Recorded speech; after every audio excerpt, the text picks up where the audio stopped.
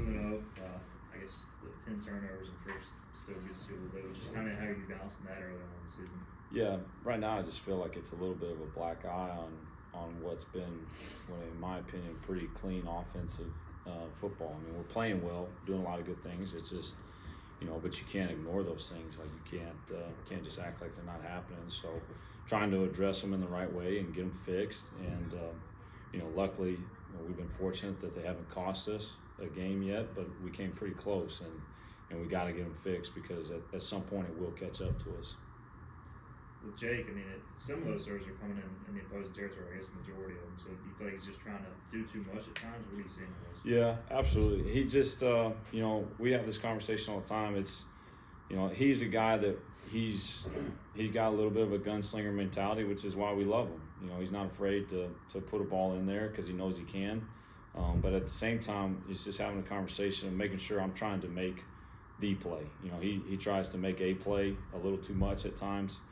He's got to understand, just make the play that's there, whatever that is, whether it's, some of those third downs that he rips it in there and we pick up a first down on third and long. If that's the play, then make that play. If the play is to check it down, check it down. And that's where he's got to just do a better job of trying not to make a play all the time. Make the play that's there, whatever it may be. And if it's to run, it's to run. Whatever it is, make that play. Was it particularly frustrating in the second half after you'd thrown 3 and you're at the goal line, you got points, and then he throws it on first and goal, and that had to be, I don't know how the head communications went, but I know you had to be really frustrated. Yeah, no, it's it's only frustrating because you feel like you're hurting your team. We got I feel like is a good offense. We got a really good defense, and we got to play complementary football. So it's frustrating from that standpoint. But also you got to understand you got a guy that's in his 4th, 5th start as a college football player. And so you got to coach them through that stuff. And it's situational football. It's first down. We got points. Take care of the ball. If it's not there, it's not there. Just throw it away, and we'll play the next down. So there's some of that. It's frustrating, but at the same time, like, he's learning, and we gotta coach him through it. I got to coach him through it. So it's frustrating for sure, but at the same time, we got to stay patient and make sure that he understands situational football and what we got to get accomplished. Is that something, too, that maybe we all don't realize that he hasn't played that much? He's been around, but he hasn't played that much. Yeah, I think we take it for granted because he's an older guy and how mature he is. But at the same time, there's no experience like actual game reps. And he's getting a lot of live reps, obviously, and a lot of experience these last 2 games. And we got to keep growing on them and building on them. And, I feel bad for him because the turnovers are covering up. I mean, he's playing pretty dang well. He's about 5 or 6 decisions away from people looking at him in a different light. And so, for me, I'm always going to be positive. I'm always going to stay positive, and I'm really positive with Jake because he's doing so many good things that we're going to fix the issues. I promise you that. We'll fix the issues, and we're going to focus on the good things that he's doing and keep building on those. Coach, obviously the turnovers have been a big talking point, but aside from that, what's the big thing offensively you guys are trying to improve upon for App State? Yeah, just continue to play clean. I think we've done a pretty good job just avoiding, pre-snap penalties. Had a couple in this last game.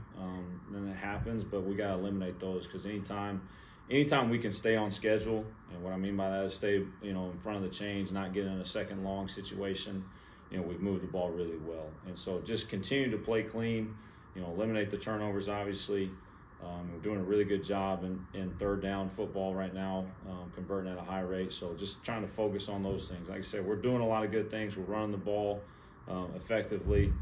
We're able to throw and catch, and so just trying to build on all those things. Is the offensive line where you want it through 2 weeks? About those guys? Yeah, absolutely. I mean, people may not agree with this or think this, but, they helped win us the football game tonight. Being able to run the ball, how we were, and some people will look at it on paper and not think it was ran effectively, but when you're playing that style of defense, to be able to churn out 4 or 5 yard runs consistently on first down, and we were able to lean on them late and still run the ball. Those cats played 97 snaps the other night, and so I love where they're at. I think they're playing really well. I think they're protecting really well, but they can continue to improve. There's things they still got to improve on. Making sure we're spotted up, making sure we're taking care of things in critical situations, third and short situations. But I love where they're at. Can we be a lot better? Yes, we can. But I love where they're at, and they're helping us win these football games for sure. they run kind of a 3-down lineman with a stand-up 7 technique. I guess he is a rush guy, kind of like how Coach Harold does. So how nice would that be to have seen that all summer long? Yeah, they're very similar structure-wise. A little bit different philosophy in how they play, but it's a good defense. They got really good players. They've been in this system. I think they do a good job of rotating guys. They play a lot of different guys, a lot of different players. If you just look at the percentages of snaps they've played the last 2 games, it helps keep their guys fresh. So that, to me, I think is one of the better things they do is they've got a lot of depth. And, when they sub in and out, there ain't no drop-off. They got good players, first, second guy that gets in the game for them. So structure-wise, it's nice, but it's a little bit different. He'll do some different things, throws a lot at you. And so we've got to be extremely detailed and make sure we're doing the right things. During the end of the first half, is that a head coach, special teams coach deal? Are you yelling stuff at Jake?